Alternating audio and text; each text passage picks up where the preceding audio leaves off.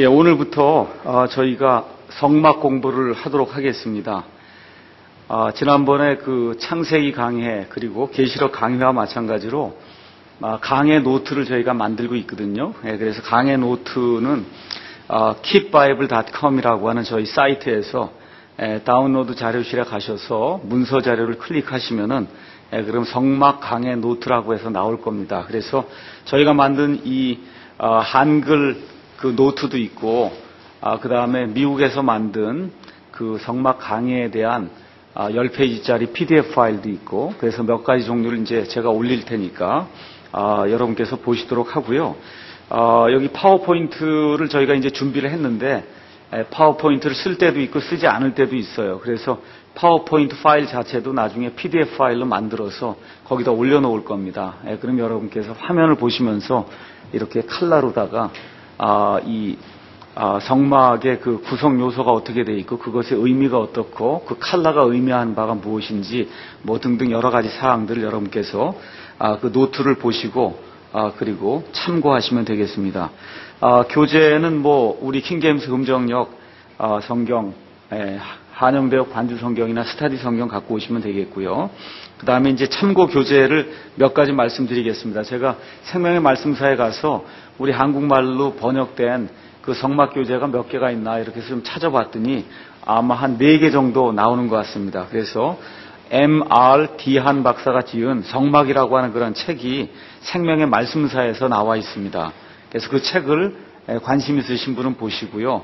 그 다음에 기독교 문서선교회에서 니드햄이라는 사람이 만든 그 성막에 나타난 예표의 실체라고 하는 그런 책이 있고, 그 다음에 전도 출판사에서 만든 황금집이라고 하는 이렇게 칼라로다가 한 60페이지 정도 이 성막에 대해서 그 사진이 있고 그 다음에 이제 설명이 있는 그와 같은 책이 있습니다. 저자는 우리 한국말로는 번역이 안 돼 있고요. 저자 이름이 ROUW 이렇게 돼 있습니다. 전도 출판사에서 나온 겁니다. 그 다음에 바울 서신사에서 나온 F라고 한 사람이 지은 성막에 나타난 그리스도라고 하는 그런 책이 있습니다. 그래서 4가지 종류의 책이 있으니까 아마 이렇게 그 교재를 이렇게 보시면서 노트를 보시면서 이런 책들을 아마 여러분께서 참조하시면은 그러면 이 성막 공부를 따라가는데 아마 많은 도움이 될 줄로 믿습니다.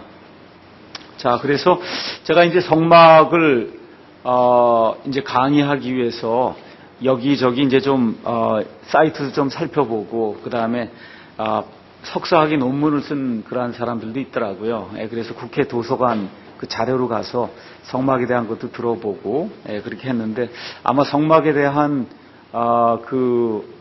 비디오 강의 아니면 지금까지 성막 강의를 많이 하신 분이 아마 강문호 목사님인가 하시는 분이 성막 강의를 많이 하셨다고 그렇게 알려져 있습니다. 그런데 뭐 저는 한 번도 본 적이 없고 그래서 시간이 사실 좀 있으면은 저도 한번 좀 그분 강의를 한 10시간쯤 아마 되는 것 같은데 이렇게 좀 들어보고 이렇게 하면 좋을 것 같은데 그 시간이 없어서 저는 그냥 저 나름대로 여기 파워포인트 이 자료는 미국의 그 로즈라고 하는 그런 그 출판사에서 만든 그 성막에 관한 그 파워포인트 모음집입니다. 그래서 이 모음집에 약 한 120개 정도의 이런 컬러 차트가 이제 그 안에 들어있고, 그 다음에 그 120개 중에 한 반 정도는 그림이고, 반 정도는 설명이 이제 되어 있습니다. 그래서 설명은 저희가 필요가 없고, 그래서 이 컬러로 다 되어 있는 이 그림만 제가 이렇게 설명을 이제 보여주면서 이렇게 필요할 때마다 설명을 하도록 그렇게 하겠습니다. 자, 그러면 우리가 이제 성막을 공부하는데, 여러분께서 제가 아까 말씀드린 그 참고 교재를 가서 살펴보시면 알겠지만, 성막 이렇게 가서 그 책을 읽어보시면, 그냥 시작부터, 뭐 성막에 뭐 뜰이 있고, 그 다음에 지성소가 있고, 성소가 있고, 그 다음에 제사장에 이런 뭐 사진이 있고, 이거 설명하고 하는 그게 그냥 앞으로 쭉 그냥 해서 처음부터 끝까지 이제 그 얘기로 이제 돼 있거든요. 근데 이제 저는 이거를 이제 여러분하고 같이 공부하면서 도대체 이 성막이라고 하는 것 자체가 왜 구약시대 이스라엘에게 필요했고, 그 다음에 이것이 예수 그리스도에 의해 이게 성취가 되면서 결국 맨 마지막까지 하나님이 주시고자 하는 그런 그 메시지가 무엇인가, 이걸 아는 것이 사실은 더 중요하다고 이제 생각을 했습니다. 그래서 이 처음에 제가 나눠드린 그 노트 가서 보시면은 처음에 예배와 대신 속죄라고 하는 그와 같은 그 제목에 그 글이 있을 겁니다. 예배. 그러니까 예배라고 하는 거, 우리가 교회에 오면 일단 예배 드리려고 오는 거 사실이잖아요. 그런데 그 예배라고 하는 것이 무엇이냐, 성경에서 이 성막이 나오기 전에도 예배가 있었거든요. 그 다음에 성막이 나오기 전에 짐승의 그와 같은 그 희생 제물을 분명히 여기 파워포인트 여기 이 사진에 보듯이 보시면은 이 안에 이렇게 짐승을 잡아 죽이는 그런 번제단이 있어서 거기서 짐승을 잡아 죽이는 그와 같은 일이 있었습니다. 그런데 우리 하나님께서 이스라엘 백성에게 이 성막이라고 하는 이와 같은 그 어떤 예배 처소를 주시기 전에도 이미 창세기 시작부터 하나님께서 짐승의 희생 제사를 요구하신다고 하는, 그래서 죄 없는 짐승이 이 피를 흘리고 죽어서 그 피가 죄 있는 그런 그 사람의 그 혼을 대속한다고 하는 그런 개념은 성경에 처음부터 나와 있거든요. 그래서 이와 같은 그 개념이 이제 구체적으로 구약 시대의 그 이스라엘이라고 하는 하나님의 선민을 하나님께서 선택하시면서 그 선민을 통해서 하나님께서 시청각적으로 이 내용을 이제 보여주신 겁니다. 그래서 이게 보여주신 그 이후에 이제 예수님께서 이 땅에 오시면서 이 성막이라고 하는 그러한 모형을 우리 예수님께서 실체가 되셔서 그 모든 것을 다 이루어 주시거든요. 그래서 그게 이루어진 다음에 그 다음에 또 성령님께서 우리 안에 이제 오셔서 우리 안에 이제 내주하시는 것과 같은 일이 발생한단 말입니다. 이게 다 끝난 다음에 교회 시대가 끝난 다음에는 다시 이제 천년왕국이라고 하는 것이 이 땅에 이루어지면서 천년왕국에 이제 성전이 또 다시 세워지고 또 예수님께서 이제 통치하시는 그런 모습이 나오고, 그게 다 끝난 다음에 새 하늘과 새 땅이 이제 이루어지면은 그 새 하늘과 새 땅에 그 거룩한 도시 새 예루살렘에 하나님의 이제 성전이 다시 생기게 돼요. 하나님의 성전이 있는 데가 바로 성전을 포함하고 있는 그곳이 성소가 있는 그와 같은 곳, 이 성막이 있는 그와 같은 이 본 거지가 이제 될 겁니다. 자, 그래서 이런 모든 것이 성경의 처음부터 끝까지 동일한 그런 개념으로 이것이 계속해서 발전해 나간다고 하는 그런 사실을 우리가 이제 성경을 통해서 알 수가 있습니다. 자, 그래서 이제 성막을 공부하면서 우리가 신경을 써야 될 게 예배가 무엇이냐, 또 사람이 죄를 지으면 하나님 앞에서 어떻게 속죄를 받을 것인가, 그 일을 하기 위해서 하나님을 만나야 되고, 하나님을 만나기 위해서는 하나님을 만날 그와 같은 처소가 필요하다, 그 얘기죠. 그래서 하나님께 예배드리는 그와 같은 처소가 필요한데, 구약시대에 특별히 아브라함의 그 자손으로 하나님께서 특별히 선정해 주신 이 이스라엘 백성, 선민이라고 하는 그런 그 이스라엘 백성에게 하나님께서 시청각적으로 내가 거하는 곳을 이렇게 만들라고 말씀하시면서 하나님께서 직접 만들라고 명령하시면서 양식을 보여주신 그와 같은 그 건물이 성막이다. 자, 그러면 성막은 누구를 위해서 있는 거예요? 하나님을 위해서 있습니까? 사람을 위해서 있습니까? 사람을 위해서 있는 거죠. 자, 그러면 하나님께서 사람을 지으신 이유가 무엇인가? 그걸 또 우리가 먼저 좀 살펴봐야 됩니다. 하나님께서 왜 사람을 만드셨을까? 우리 가서 에베소서 1장 4절 6절에 있는 말씀을 잠깐 보도록 하겠습니다. 에베소서 1장 4절에서 6절 가서 보시면은, 우리가 사랑 안에서 자신 앞에 거룩하고 흠이 없게 하시려고 창세전에 그분 안에서 우리를 택하셨으며, 그분은 예수님이십니다. 하나님께서 예수님 안에서 우리를 택하셨으며 자신의 크게 기뻐하시는 뜻에 따라 우리를 예정하사 예수 그리스도를 통해 자신의 아이로 입양하심으로써 자신의 은혜의 영광을 찬양하게 하셨느니라, 이렇게 기록이 되어 있습니다. 그래서 하나님께서 우리를 선택하시고 예정하신 그와 같은 그 목적은 뭐냐 하면, 또 우리를 지으신 그런 목적은 뭐냐 하면, 우리를 통해서 하나님께서 영광을 받으시고자 우리를 이제 지으셨다고 성경이 이야기를 하고 있습니다. 우리 하나 더 보겠습니다. 계시록 4장 11절에 있는 말씀 잠깐 가서 보겠습니다. 계시록 4장 11절에 가서 보시면은, 오 주여 주는 영광과 존귀와 권능을 받기에 합당하시오니 주께서 모든 것을 창조하셨고 또 그것들이 주를 기쁘게 하려고 존재하며 창조되었나이다 하더라. 이렇게 이제 기록이 되어 있습니다.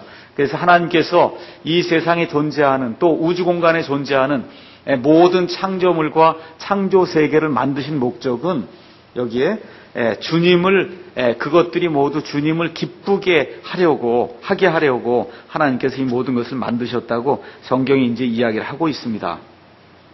다른 이야기로 하면은 그 하나님을 찬양하는 걸 우리가 예배라고 얘기하는 거예요. 예배라고 하는 개념에는 이렇게 머리를 숙여서 무릎을 굽히고 어떤 사람을 존경한다 이와 같은 그 의미가 들어있는데 결국 하나님께 찬양을 드린다고 하는 그것이 결국 예배를 드린다는 겁니다. 그러니까 하나님께서 첫사람 아담과 이브를 만드신 그거를 커다란 의미에서 이렇게 우리가 이야기를 하고자 하면 예배라고 하는 걸 받기 위해서 하나님께서 사람과 그 다음에 첫사람 아담과 이브를 만드셨다. 우리가 그렇게 볼 수가 있습니다. 자, 그래서 하나님께서 이렇게 사람으로부터 예배를 통해서 찬양과 경배를 이제 받기를 원하셨는데 그래서 사람을 에덴 동산에 만드셨는데 어떤 일이 발생했어요? 사탄이 개입함으로 말미암아 죄가 들어오기 시작했습니다. 그래서 죄가 들어와서 하나님과의 영적인 교통이 끊어지게 됐어요. 그래서 죄가 들어오기 전에는 사람이 하나님과 영적인 교통을 할 수가 있었어요. 하나님과. 지금 우리가 하나님 볼 수도 없고 하나님과 영적 교통한다고 하는 의미는 성령님을 통해서 성령님 안에서 하나님께 기도하고 성령님 안에서 하나님의 말씀을 이렇게 본다고 하는 그런 차원에서 하나님과 교제한다. 그렇게 이야기할 수 있는데 이 아담과 이브가 타락하기 전에는 이 영적인 그와 같은 어떤 파워가 있어서 그래서 하나님과 직접 교제를 나눌 수 있었다는 거예요.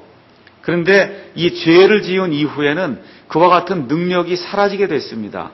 그래서 영적으로 죽은 그와 같은 상태가 돼서 하나님의 존재를 떠날 수밖에 없는 그러한 존재로 이제 타락을 하게 되고 말았습니다. 이렇게 되니까 하나님과의 직접적인 교제가 중단이 됐다는 겁니다. 그래서 이 아담의 타락 이후부터 하나님께서 지금까지 해오시는 일이 뭐냐 하면 교제를 회복시켜 주시는 거예요. 그 교제를 회복시켜 주시는 일 또 다른 얘기로 하면 예배를 회복시켜 주시는 거예요. 또 하나님께서 어떤 방법을 사용하시든지 그걸 사용해서 사람들로부터 계속해서 찬양을 받고자 하나님께서 그 일을 계속해서 지금까지 해오시는 겁니다. 그래서 그 일을 하려고 하니까 뭐가 필요하냐 하면 그 전까지 다 사람이 타락하기 전까지는 아담과 이브가 하나님이 누구신 줄 알았단 말이에요. 그래서 어떤 의미에서는 하나님의 계시가 필요가 없었어요. 그런데 사람이 타락한 이후에는 하나님과의 교제가 끊어지게 되니까 그러니까 하나님이 누구신 줄 이렇게 사람이 알 수가 없게 됐단 말입니다. 그러니까 하나님께서 나는 이런 존재다 하고 자기 자신을 드러내어서 사람들에게 가르쳐 주지 않으면은 사람이 하나님을 알지 못하고 하나님을 알지 못하면 하나님께 경배를 드리지 못하게 되었다. 그런 얘기입니다. 그래서 하나님께서 조금씩 자기 자신에 대해서 사람들에게 드러내어 보여주시기 시작했습니다. 그걸 우리가 계시라고 이야기합니다. 그래서 그 계시가 한 번에 다 주어진 것이 아니라 여기 여러분이 아시다시피 창세기, 출애굽기, 레위기, 민수기 이게 시간이 계속해서 지나면서 하나님의 계시가 점진적으로 더 완전하게 이렇게 주어지는 가운데 하나님께서 무엇을 우리에게 주시고자 하냐 하면 너희가 내게로 나오려고 하면은 문제를 해결해야 된다는 거예요. 그게 죄 문제란 말이야. 죽음의 문제라는 거예요. 근데 그거를 해결할 수 있는 방법으로 내가 창세전에 준비해 놓은 그와 같은 인물이 있다는 거예요. 그게 누구냐 하면 예수 그리스도라는 겁니다.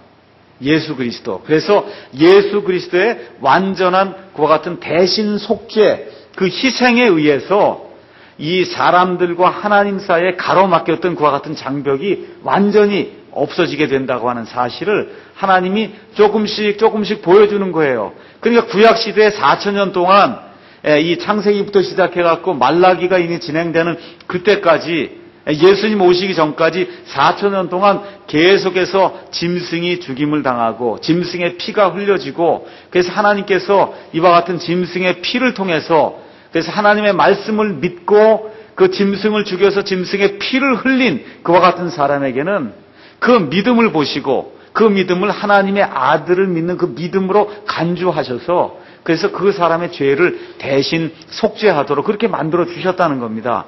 그런데 이 신약 시대가 열려서 예수님이 오시기 전까지는 정말로 완전한 그 희생 제물, 그 제물이 누구인지 아는 사람이 거의 없었다는 겁니다.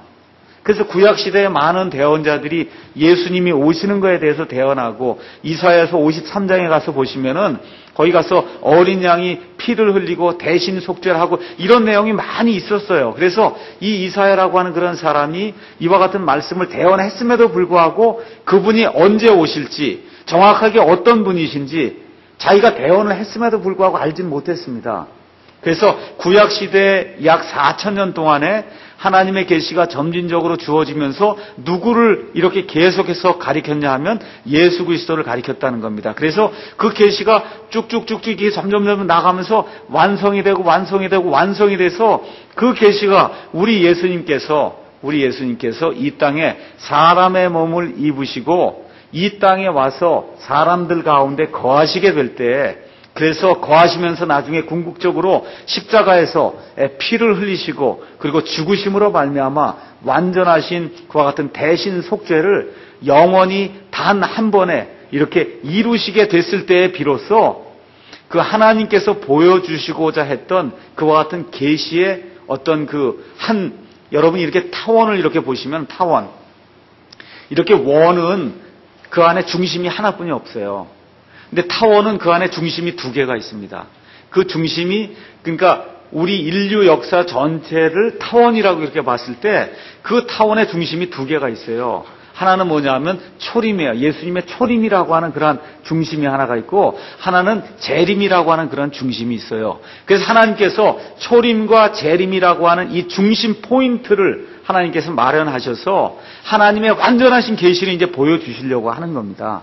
근데 실질적으로 그 모든 일의 대부분이 초림 때에 이제 이루어지게 됐고, 그때 이루어지지 않은, 특별히 이스라엘과 관련이 있는 그와 같은 모든 예언들은 재림 때에 이제 이루어질 겁니다. 그렇지만 대신 속죄라고 하는 그러한 그 개념으로서의 그 계시는 예수님이 초림하셨을 때 그때 십자가에 달려 죽으심으로 말미암아 완벽하게, 완전하게 단 한 번에 영원히 이루어진 거예요. 그래서 하나님께서 보여주시려고 하는 그와 같은 그 참된 예배가 무엇인가, 또 참된 하나님을 향한 그런 찬양이 무엇인가, 그걸 이루려면 대신 속죄가 이루어져야 되는데 대신 속죄가 무엇인가, 이런 모든 것들을 하나님이 계속해서 계시를 주시면서 그 계시가 다 예수 그리스도를 향하도록 계속해서 이렇게 보여주시다가 드디어 맨 마지막에 모형이 끝나고 실체로서 우리 예수님이 오심으로 말미암아, 그래서 이 성막의 모든 것이 완전히 이제 성취가 이제 되는 겁니다. 그래서 계시는 제가 말씀드린 대로 예수 그리스도를 이제 가리키고 있습니다. 자, 그래서 성경에 가서 보시면은 여기 지금 이 성막 그림을 여러분이 가서 보시면 알겠지만, 여기 지금 이 뜰이 있고, 그 다음에 이 뜰 안에 가서 보시면 지금 막 이렇게 이게 연기가 올라오는 게 아닙니다. 연기가 올라오는 게 아니라 저기서 하나님의 영광이 이렇게 빛처럼, 그걸 우리가 영어로는 쉐카이나 글로리라 그래요. 하나님의 쉐카이나 영광이라 그래요. 하나님의 임재가 있는데 그냥 엄청난 것과 같은 그 빛이 이렇게 발생했거든요. 근데 나중에 여러분이 보시면 알겠지만 그 에스겔서에 가서 보시면 이스라엘 백성이 극도로 이렇게 타락해서 죄를 짓게 되니까 맨 마지막에는 이 성전에서 하나님의 저 쉐카이나 영광, 이 영광이요, 그 영광이 떠나게 됩니다. 그런 일이 이제 발생을 하거든요. 그래서 저기 나와 있는 하나님의 영광의 그 임재가 지금 저 지성소의 저 영광으로 이렇게 모습으로 이렇게 지금 나타나 있는 거, 연기가 아닙니다. 저게 빛으로 이렇게 지금 올라가고 있는 거고, 그 다음에 그 지성소가 있고, 지성소 바로 앞에 이제 성소가 있는데, 그 성소 있는데 여러분이 가서 보시면 그 앞에 지금 번제단이 있고, 번제단에 올라가는 건 그건 연기입니다. 지금 짐승이 이렇게 희생이 돼갖고 지금 그 안에서 태워지니까 계속해서 이제 연기가 올라가는 거거든요. 그래서 여기서 하나님이 보여주시고자 하는 거는 대신속죄라고 하는 그런 개념을 하나님이 시청각적으로 아예 눈으로 너희가 확실히 보고 그것은 깨달으라는 거예요. 죄가 있으면 그러면 죄를 속죄할 그와 같은 희생 예물이 있어야지 그 희생 예물이 없으면은 그러면 죄가 속죄가 안 된다는 겁니다. 근데 희생 예물이 살아있으면 죄가 속죄가 안 돼요. 어떻게 돼요? 희생 예물이 반드시 죽어서 피를 흘려야 그래야 이 속죄가 이루어진다고 하는 그런 개념을 하나님이 보여주시려고 하는 겁니다. 자, 그런데 대신 속죄 이 개념이 이제 어디에 이게 구체적으로 나와 있냐면 성막을 배울 때 이제 분명히 나와 있습니다. 성막의 그 개념은 출애굽기 25장 이후부터 이제 성막이 나오는 거거든요. 그럼 제가 옛날에 이 성경의 그 역사를 제가 여러분에게 말씀드리면서 구약의 기간이 대략 몇천 년이라 그랬어요. 구약이 4,000년, 그 다음에 신약이 지금까지 대략적으로 2,000년 그렇게 된다 그랬어요. 그렇죠? 그래서 첫사람 아담과 이브를 하나님이 만드신 때로부터 약 1,000년이 지났을 때 누가 태어났다 그랬어요? 노아가 태어났어요. 노아가 태어난 이후에 약 1,000년이 지났을 때 아브라함이 태어나고, 아브라함이 태어나서 약 1,000년이 지났을 때 다윗이 태어나고, 다윗으로부터 예수님까지가 대략적으로 1,000년이다 그렇게 얘기를 했습니다. 자, 그러면 모세의 출애굽 사건은 아브라함부터 다윗 사이가 되는 거예요. 거기 한 중간쯤으로 보시면 돼요. 그러면 예수님 오시기 약 몇 년 전에 출애굽 사건이 생긴 거예요? 1500년경에 생긴 거예요. 그래서 모세 오경이 기록된 게 예수님 오시기 1500년 전쯤에 기록이 된 겁니다. 1500년 전쯤에. 그러니까 여기 지금 여러분이 보고 계신 이 성막의 이 그림 해서 보고 계시는데 이 성막이 실질적으로 세워진 게 예수님 오시기 약 1500년 전쯤에 세워진 거라 그 얘기입니다. 그러면 이 성막이 세워지기 전에 기간이 얼마가 있었어요? 첫사람 아담부터. 얼마요? 2500년이 있단 말이에요. 2500년. 그 2500년 동안에도 그럼 대신 속죄가 있었냐? 대신 속죄가 있었다는 거예요. 대신 속죄라고 하는 게 분명히 있었는데 하나님께서 이제 아브라함을 창세기 12장에서 아브라함을 부르시면서부터 하나님의 역사가 아브라함을 부르시기 전에는 어떤 일이 일어났어요? 하나님이 모든 민족을 다 이방인 그 모든 민족을 하나로 취급해서 그렇게 다루셨어요. 특별한 선택한 그런 민족이 없었습니다. 근데 하나님께서 창세기 12장에 가셔서 아브라함을 부르시면서 그때부터 시작해서 하나님이 이스라엘이라고 하는 그와 같은 선민을 부르셔서 하나님의 신정 국가 체계를 만들려고 하나님이 작정을 하신 겁니다. 그래서 아브라함이라고 하는 그런 사람을 부르시고 아브라함에서 이삭에서 야곱에서 12아들이 나와서 그 12아들에게서 결국 다 이집트로 내려가서 거기서 사람이 늘어나갔고 그렇죠? 약 200만 명까지 이렇게 사람이 늘어나갔고 그래서 이제 가나안에 들어가서 드디어 이스라엘이라고 하는 그와 같은 국가를 형성하면서 이제 하나님의 백성을 통해서 이제 메시아를 하나님이 보내시려고 하는 그와 같은 일들을 하나님이 준비를 이제 하시는 겁니다. 자, 그래서 이 처음에 2500년 동안에도 하나님께서 대신 속죄를 통해서 사람이 죄를 지으면 하나님 앞에 나올 때 대신 속죄할 수 있는 그와 같은 제물이 있어야 된다. 그걸 하나님이 보여주셨다는 겁니다. 근데 그 일이 언제부터 시작이 됐냐 하면 첫사람 아담이 죄를 짓고 그래서 하나님께서 그 첫사람 아담에게 저주를 내리시면서 에덴 동산에서 아담과 이브를 내어 쫓으신 바로 그 순간부터 하나님께서 대신 속죄의 제물이 필요하다고 하는 그런 사실을 이 아담과 이브에게 시청각적으로 보여주셨다는 겁니다. 그러니까 구약시대에 나와 있는 대부분의 것은 시청각적으로 보여주는 거예요. 신약시대에는 시청각적으로 보여준 거의 없어요. 뭐로 해요? 신약시대는 다 믿음으로. 왜 그렇습니까? 특별히 신약시대에는 하나님의 말씀이 지금 온전히 하나님의 모든 계시가 온전히 우리에게 주어졌기 때문에 물론 이와 같은 그림을 통해서 시청각적으로 우리가 볼 수도 있지만 하나님의 완전한 계시가 우리에게 주어져 있기 때문에 그래서 어떤 이와 같은 시청각적으로 뭘 보여주고 짐승을 진짜로 잡아 죽이고 그럴 필요가 없다는 겁니다. 제가 이 성막을 좀 이렇게 찾아보기 위해서 인터넷에 들어가서 이제 몇몇 사이트들도 보고 이렇게 하다 보니까 성막을 강조하는 것까진 좋은데 어떤 문제가 발생하냐면 이 성막 제사를 지금도 드려야 되는 것처럼 그렇게 그 강요하다시피 그렇게 그 강조하는 그와 같은 분들이 많이 있더라고요. 이건 다 이미 지나간 겁니다. 모형이에요. 우리 예수님께서 돌아가실 때, 십자가에서 돌아가실 때 휘장이 다 위에서 아래로 갈라지면서 여기 성막에서 행하던 그런 모든 일들은 다 뭐가 된 거예요? 옛날 과거 일이 된 거예요. 저기로 다시 돌아갈 필요가 없는 겁니다. 근데 이게 성막을 강조하다 보니까 물론 성막에서 예수 그리스도를 우리가 찾아볼 수 있고 우리 신자의 모형을 찾아볼 수 있고 교회의 어떤 그런 모습을 찾아볼 수 있기 때문에 그 안에서 여러 가지 좋은 걸 찾아볼 수 있기 때문에 거기에 좋은 것들이 있는 건 사실이지만 이거를 강조하다가 잘못해갖고 뭐 염소를 지금도 잡아서 죽이는 거를 말이죠. 이렇게 사진을 찍어서 뭐 보여준다 그러고 그런 일들을 행하더라고요. 그거는 지금 우리가 할 필요도 없는 것이고 이렇게 성경을 통해서 이런 것이 있다는 것만 우리가 알면 되지 왜 염소를 지금 잡아갖고 그렇죠 피를 그냥 흘리고 그렇게 할 필요가 지금 없는 시대에 지금 우리가 살고 있거든요. 그래서 그런 점들을 저와 여러분이 이렇게 좀 유의를 하셔서 혹시 나중에 이제 성막 다른 비디오를 보시거나 이렇게 하실 때 좀 이런 거에 신경을 좀 쓰시면 이제 좋을 것 같습니다. 자, 그래서 창세기 먼저 가서 보시죠. 사람이 이제 죄를 졌습니다. 사람이 죄를 졌는데 아담이 누구 때문에 죄를 졌다 그래요? 이브 때문에 죄를 졌다 그러고 이브는 또 뱀 때문에 그렇다 그러고 그래서 자기 죄를 인정하지 이제 않게 됐죠. 그래서 하나님께서 아담과 이브와 그 다음에 뱀에게 이제 저주를 내리고 창세기 3장 21절 이제 가서 보시면은 주 하나님께서 또한 아담과 그의 아내에게 가죽옷을 만들어 입히시니라 이렇게 기록이 되어 있습니다. 여기 가서 보시면 처음으로 가죽옷이 나와요. 가죽옷을 만들려면 짐승을 죽여야 되거든요. 그 전까지는 죽이는 일이 없었습니다.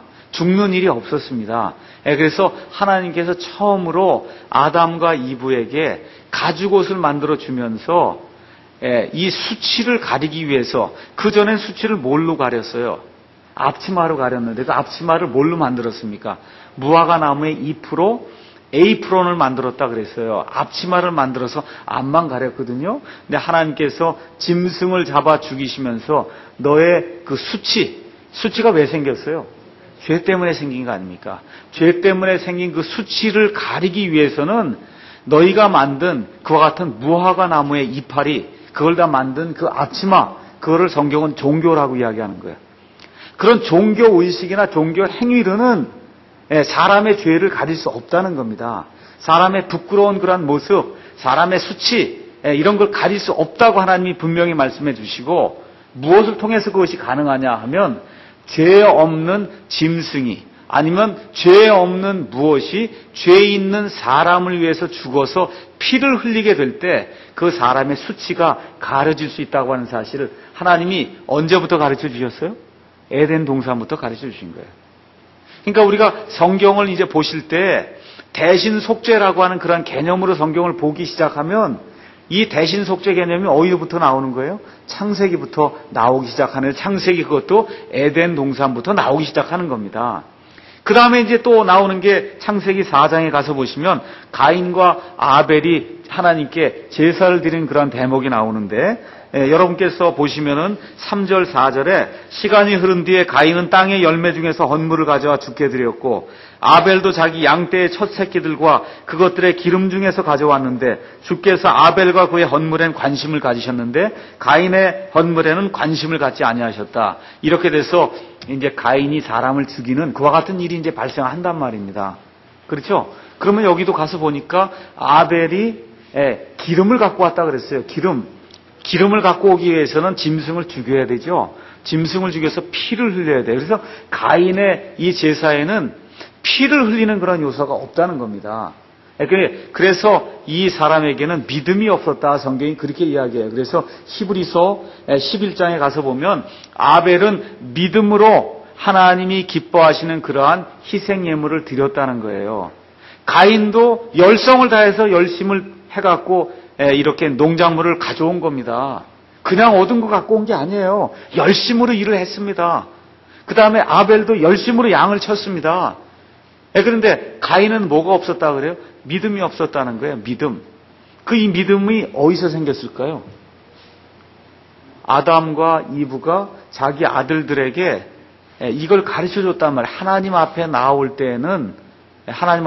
때는 반드시 짐승의 피를 흘리고, 그래서 짐승을 죽인 이와 같은 상태로 그런 대신 속죄의 피를 가지고 하나님 앞에 나와서 죄를 갈아야 된다. 분명히 가르쳐 줬는데도 불구하고 가인은 그걸 무시한 거예요. 그게 뭐가 필요해? 내가 열심히 일했는데 열심히 일한 거에 10분의 1이든 10분의 2든 그것만 드리면 하나님이 받아주시는 거지 하고 믿음이 없이 나왔다는 거예요. 믿음. 그렇게 될 때 하나님이 그걸 받지 않으셨거든요. 그래서 여기 두 번째 사건에서도 뭘 이야기하는 거냐 하면 대신 속죄 제물이 필요하다는 거예요. 그래서 대신 속죄 제물을 가지고 하나님 앞에 믿음을 가지고 드리게 될 때 하나님이 그의 헌물을 하나님이 받아주셨습니다.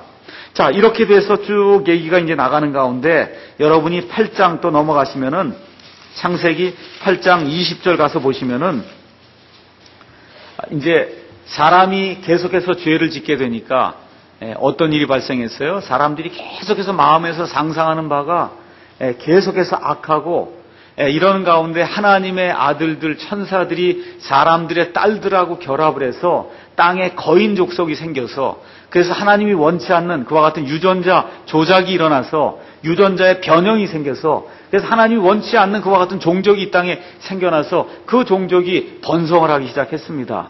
이렇게 될 때 하나님께서 이 노아와 노아의 그 식구 7명만 따로 떼어서, 그래서 방주 안에 이 사람들을 넣고, 그래서 이 사람들을 다시 구원하셔서 이 사람들을 통해서 다시 온 세상에 인류가 퍼져나가도록 그렇게 만들어 놓으셨어요. 그래서 이 노아와 그의 7 그 가족과 그 다음에 거기 타고 있던 모든 짐승들이 하나님의 은혜를 받아서, 그래서 이 방주에 있다가 나온 이후에 8장 20절에 노아가 처음으로 또 주께 제단을 쌓고 모든 정결한 짐승과 모든 정결한 날짐승 중에서 취하여 제단 위에 번제 헌물을 드렸다. 지금 그렇게 기록을 하고 있습니다. 그래서 여기서도 또다시 대신 속죄를 위한 그와 같은 정결한 희생 제물이 필요하다. 이것도 언제 된 거예요? 새로운 세상이 다시 열린 겁니다. 맞죠? 아담이 있었던 세상이 있고 그 세상은 완전히 물에 의해서 없어져 버렸죠. 그리고 지금 노아로 말미암아 새로운 세상이 지금 또 열리는데, 새로운 세상이 열리면서 이 사람들이 땅에 내려오자마자 한 일이 뭐예요? 대신 속죄 제사를 하나님께 드린 겁니다. 그렇죠? 그 이후에 또 여러분이 아시다시피 또 누가 나와요? 아브라함이 나옵니다. 그렇죠? 그래서 아브라함이 여호와 이레 아시죠? 그래서 자기 아들 이삭을 바치려고 하다가 거기서 순양을 발견해서, 그래서 그 순양으로 이제 제사를 드리는, 거기서도 또 뭐예요? 대신 속죄. 대신 속죄가 또 나오는 거예요. 그 이후에 이삭과 야곱과, 그렇죠? 이 사람들이 가는 곳마다 제단을 쌓았습니다. 이렇게 하던 사람들에게서 드디어 12명의 아들이 나와서 그 12명의 아들과 그의 모든 식구들이 어디로 내려갔어요? 이집트로 내려갔다, 그 얘기예요. 그래서 이집트로 내려가서도 여전히 믿는 사람들은 뭘 했겠어요? 속죄를 얻기 위해서 양을 잡아서 계속해서 드리는 그와 같은 일들을 행했다, 그 얘기입니다. 이렇게 되다가 드디어 하나님께서 400년 동안 이스라엘 백성이 이집트에 거하다가 하나님께서 그들의 신음소리를 들으시고 모세를 보내셔서 이집트 땅에서 그들을 구원해 내실 때 하나님이 하신 일이 뭐예요?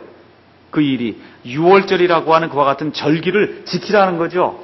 그렇죠? 그래서 6월절 그 절기를 지킬 때 1월 14일에 하나님의 그 죽음의 사자가 그 집을 이렇게 집들을 넘어가게 될 때 어린 양의 피가 문설주에 있는 그와 같은 집은 넘어가고, 그래서 그 안에서 죽는 일이 발생하지 않고, 그 피가 없는 집에는 죽음의 천사가 들어가서 그 안에서 장자와 처음 난 모든 것을 죽이는 그와 같은 일이 이제 발생을 했다는 겁니다.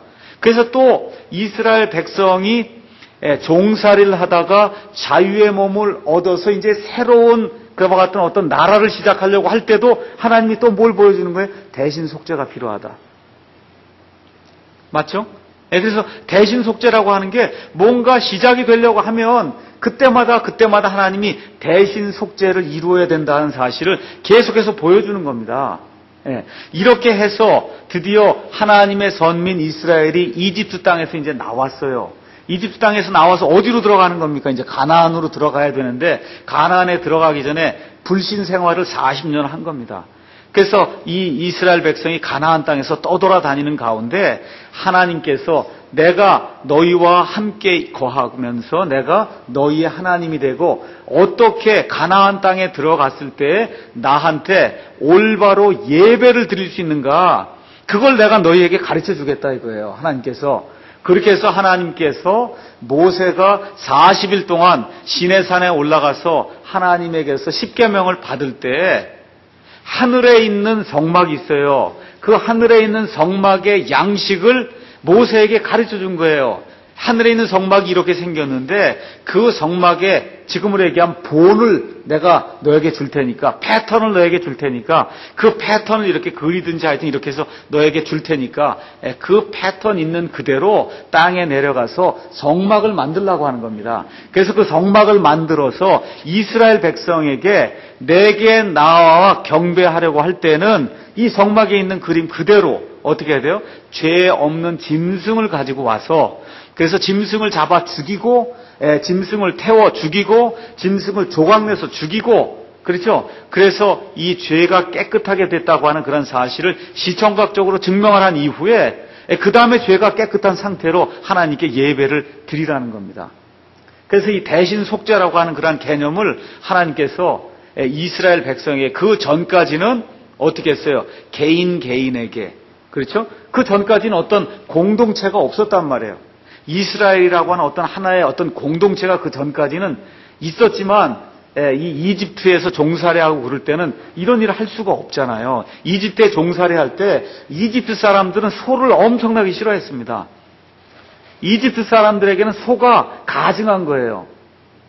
그러니까 이집트 사람들은 농사 짓는 거 이런 걸 좋아했지 이렇게 목축하는 일을 싫어해서 목자를 미워하고 목자, 소 이런 게 나오면 이집트 사람들 그걸 아주 가증하게 여겼거든요. 그래서 어떻게 했어요? 이스라엘 백성을 고센이라고 하는 그 지방으로 한 군데다 모아놨단 말이에요. 딴 데 퍼지지 못하게. 그래서 거기서 이제 번성하기 시작을 했지만 어쨌든 이 사람들이 공적으로 어떤 이런 예배를 드리거나 하나님을 구할 수 없는 그런 상태에 있어서 종살이를 하고 있으니까.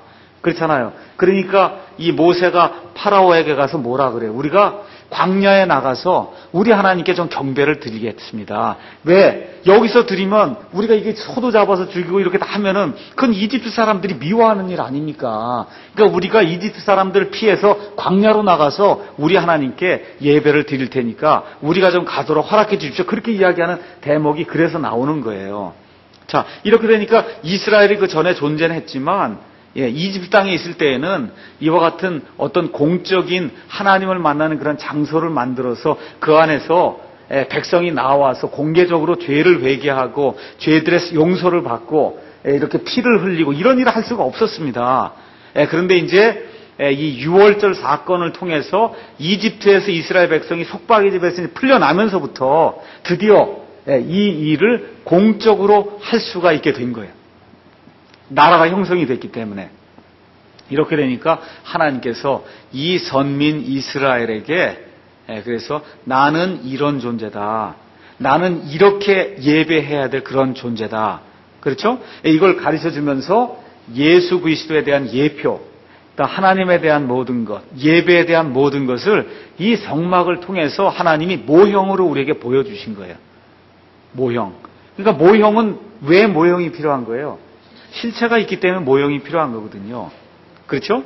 그러니까 우리가 구약에 나와 있는 이와 같은 모형을 잘 살펴보면은 하나님이 이런 분이다라고 하는 거를 이렇게 시청각적으로 하나님이 보여주셨으니까 그걸 통해서 하나님께 예배를 이렇게 드려야 되겠구나. 그리스도는 이런 분이시구나. 우리는 이와 같은 존재구나. 하나님이 나중에 우리와 함께 거하신다 그랬어요. 새 예루살렘 성에 가면 하나님이 직접 우리와 함께 거하시면서 우리의 눈에서 눈물을 닦아주신다 그랬습니다. 이렇게 하나님이 함께 우리와 거한다고 하는 것이 무엇인가? 이런 내용이 이와 같은 그 성막에 대한 그런 공부를 통해서 구약시대에 기록된 그런 것들을 통해서 우리가 분명하게 이해해서 알 수가 있고 이 모든 것을 가장 극명하게 잘 보여주는 그와 같은 서신서가 히브리서입니다. 히브리서는 히브리 사람들에게 보내는 사도 바울의 서신이에요. 그래서 히브리 사람들은 이 성막에서 드려지는 제사와 제사장과 그렇죠? 이런 모든 제도에 대해서 너무나 잘 알고 있었어요. 그래서 사도 바울이 이 히브리서를 기록을 하면서 구약 시대에 하나님께서 이런 거 제사장 제도를 주지 않았냐, 이런 희생 제도를 주지 않았냐, 이 모든 것이 가리키는 게 예수님이시다라고 한 사실을 이 구약에 나와 있는 이 성막과 여러 가지와 같은 제도를 통해서 사도 바울이 예수님과 이거 두 개를 비교를 해갖고 그래서 요약을 해서 보여주고 있습니다. 그래서 히브리서가 너무너무 아름다운 것과 같은 그 서신서입니다. 예, 그래서 이제 시간이 되면 이제 우리가 이제 히브리서도 이제 공부를 할 겁니다. 자, 그래서 우리가 꼭 기억해야 될 것은 히브리서 9장 22절 말씀입니다. 우리 가서 한번 잠깐 보겠습니다. 히브리서 9장 22절 여러분이 이미 다 아는 그런 말씀인데요. 이번에 성막을 공부하면서 성막 공부할 때마다 한 번씩 할 거예요. 히브리서 9장 22절 다 같이 한번 읽어보겠습니다. 율법에 따라 거의 모든 것이 피로써 깨끗하게 되나니 피 흘림이 없은즉 사면이 없느니라. 율법에 따라 거의 모든 것이 피로써 깨끗하게 되나니 피 흘림이 없은즉 사면이 없느니라. 사면이 없다는 거예요. 죄들의 사면이 없다고 이야기하는 거거든요. 그래서 이제 성막을 공부하시면서 저와 여러분이 꼭 기억해야 될 그런 내용이 피 흘림이 없은즉 사면이 없느니라. 히브리서 9장 22절 말씀. 피 흘림이 없은즉 사면이 없느니라. 뭐의 사면이 없어요? 죄들의 사면이 없다는 겁니다. 이 내용을 기억을 하시면서 우리가 이제 성막을 좀 공부를 해보려고 합니다. 자, 그러면 첫 번째 성막, 영어로는 성막은 태버나클이에요. 태버나클. 성막은 출애굽기 24장 12절에서 18절 또 25장 1절 9절 나오는데, 자, 그러면 이렇게 성막이 왜 필요하냐 이거예요. 그게 왜 필요하냐 하면 하나님의 백성이 이제 공식적으로 나라를 형성했잖아요. 자, 그럼 나라를 형성했으면 어디서 예배를 드려야 될 거냐 이겁니다. 또 다른 얘기로 하면 어디서 하나님을 만나야 될 거냐 이거예요. 구약 시대는 신약 시대하고 다른 게 있어요. 지금 신약 시대에는 하나님의 영 성령님께서 성령 침례를 통해서 신자가 거듭나게 될 때 그 신자의 마음속 안에 들어오시게 되면 영원히 내주하시는 거예요. 그러니까 신자가 여기 살든지 미국에 거하든지 한번 예수님을 영접해서 성령 침례를 받으셨으면 그러면 어딜 가든지 성령님이 함께 계시는 거예요. 근데 구약 시대에는 성령님이 계시다가 떠나기도 했습니다. 그러니까 내용이 다른 거예요. 지금 이렇게 되다 보니까 신학시대에서는 사실 예배라고 하는 그런 개념이 꼭 예배당에 모이지 않아도 예배가 어디서 이렇게 드릴 수 있다 그 얘기입니다. 근데 구약시대에는 상황이 그렇지 못해요. 자, 이렇게 되니까 그러면 어떻게 하나님을 경배할 것인가? 어떻게 하나님께 예배 드릴 것인가? 또 어디서 하나님을 만날 것인가? 어디서 하나님을 찬양할 것인가? 그렇죠? 어디서 궁극적으로 하나님을 만날 것인가가 그게 해결이 안 되면 그럼 이스라엘에게 소망이 없는 거거든요. 그러니까 성막은 뭐 하는 데냐 하면 하나님을 만나기 위한 장소다. 또 하나님께 예배드리는 장소다. 하나님께 찬양하는 장소다. 하나님께 기도드리는 그와 같은 공적 장소입니다. 자, 그러면 이 성막의 개념만 제가 잠깐 이제 말씀을 좀 드릴게요. 이게 어떻게 된 거냐 하면 에덴 동산에서는 특별히 성막이 필요 있었을까요? 없었죠? 하나님하고 같이 걸어 다녔단 말이에요. 근데 무슨 성막이 필요해요? 하나님 만날 필요가, 하나님하고 같이 걸어 다니는데 무슨 공적인 장소가 필요하고 그런 거 필요 없잖아. 하나님하고 직접 이야기했는데. 그렇잖아요. 그러니까 하나님하고 직접 이야기하고 하나님과 만나던 그런 때가 있었어요. 얼마가 됐는지 모르지만 그런 때가 있었고, 그 이후에 이 아담이 이제 타락한 이후에 이제 아직 이스라엘이 형성이 되기 전까지는 개개인이 제단을 쌓고 하나님께 예배를 드렸습니다. 맞죠? 에노스라고 하는 사람도 제단을 쌓고 하나님께 예배를 드렸고, 그 이후에 나온 노아도 제단을 쌓고 하나님께 예배를 드렸고, 여러분 아브라함도 그렇잖아요. 다 각각 자기가, 욥도 아브라함 시대 사람인데 욥도 각각 제단을 쌓고 하나님께 예배를 드렸습니다. 자, 이제 이스라엘이 형성이 됐어요. 자, 이스라엘이 형성이 되니까 공적으로 하나님의 백성이 모이는 그와 같은 장소가 있었던 거예요. 그 장소를 통해서 하나님의 저 셰카이나 영광이 이렇게 드러나게 되고, 그래서 저걸 보면 믿지 않는 이방인들도 보고 어우 저긴 여호와 하나님이 계시는 데구나. 예. 이 하나님의 성막 안에 보면 언약궤가 있거든요. 그래서 그 언약궤를 가지고 전쟁에 나가게 되면 이스라엘 백성이 이겼단 말이에요. 그렇죠? 하나님의 임재가 있었기 때문에 이와 같은 일들이 일어나던 그런 때가 있었습니다. 자, 이게 이제 이 시대가 이제 끝나게 되니까 누가 오시냐면 예수님이 이 땅에 오세요. 그렇죠? 예. 예수님이 이 땅에 오신단 말이에요. 그 예수님이 이 땅에 오신데 예수님이 누구라 그랬냐면 참 성막이라 그래요. 예수님이 참 성막이라 그래요. 그래서 예수님을 우리가 마태복음에 가서 보니까 그의 이름을 임마누엘이라 그랬어요. 임마누엘을 번역하면 뭐라 그랬어요? 우리와 함께 하시는 하나님. 그러니까 에덴 동산하고 비슷한 거예요. 근데 에덴 동산에서는 직접 이렇게 말을 나누고 이렇게 하나님을 만났는데 예수님이 이 땅에 오신 이후에는 우리와 함께 하시는 하나님으로 있으니까 예수님 자신이 성전이고 예수님 자신이 성막이고 예수님 자신이 우리와 함께 있었기 때문에 특별히 다른 성막이 필요가 없었다는 겁니다. 근데 예수님이 이제 승천하셨어요. 그 이후에는 누가 이 땅에 오셨습니까? 네, 성령님이 오셨죠. 성령님이 오셔서 성령님이 우리 각 사람 안에 거하시니까 우리가 곧 성막이 된 거예요. 우리가 곧 성전이 된 거예요. 또 우리가 이렇게 여럿이 모이면 이게 교회가 되잖아요. 그렇죠? 예수 믿는 사람들이 여럿이 모이면 이 교회가 되면 이 교회 안에 성령님의 영이, 이 하나님의 영이 거하기 때문에 이 교회 자체가 또 하나님의 영이 거하는 그와 같은 성막이란 말이에요. 그런 의미에서. 자, 그럼 이제 교회 시대가 이제 다 끝나요. 교회 시대가 이게 다 끝날 때가 되면 다시 이스라엘이 돌아와서 또 뭘 세웁니까? 성전을 세우고 그게 성막이에요. 또 성전을 세운단 말이에요. 그렇죠? 예, 그게 끝나서 이제 대환란기가 이제 끝나고 난 다음에 천년왕국에 뭐가 세워져요? 성전이, 에스겔 성전이 또 세워진다 그 얘기입니다. 그래서 천년왕국의 에스겔 성전이 끝난 이후에 드디어 뭐가 열려요? 새 하늘과 새 땅이 열리면서 거기 새 예루살렘이 있는데 새 예루살렘 안에는 뭐가 있어요? 하나님의 성전이 있어요. 하나님의 성전. 예.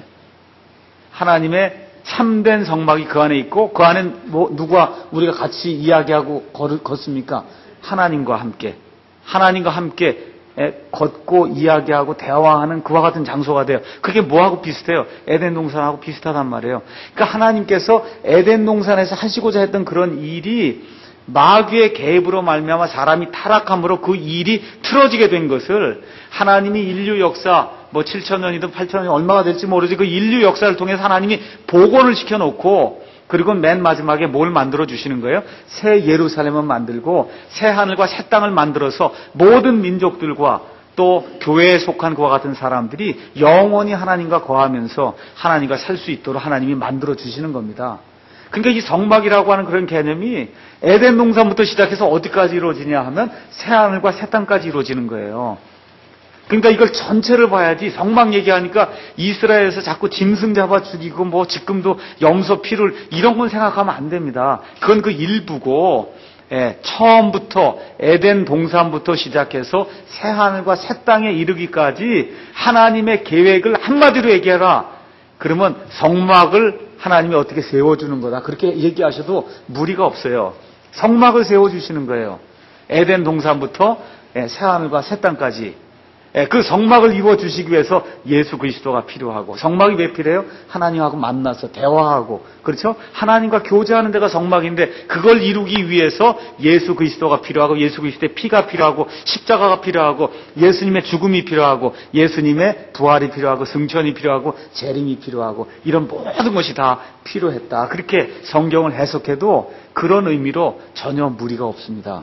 그래서 오늘 이제 첫 번째 강의에서 여러분이 꼭 기억하셔야 될 것은 성막이 그냥 구약시대 그 이스라엘하고만 상관이 있는 무언가 보다 이렇게 생각하시면 그러면 너무 편협된 그런 생각이다. 성막은 에덴 동산부터 시작해서 이 새하늘과 새 땅까지 이르는 그 전체 하나님의 그 역사의 전체 기간에 나타나는 하나님의 섭리의 그와 같은 일이다. 이 내용을 저와 여러분이 기억하시면 좋겠습니다. 여기까지 하고 잠깐 쉬었다 하겠습니다.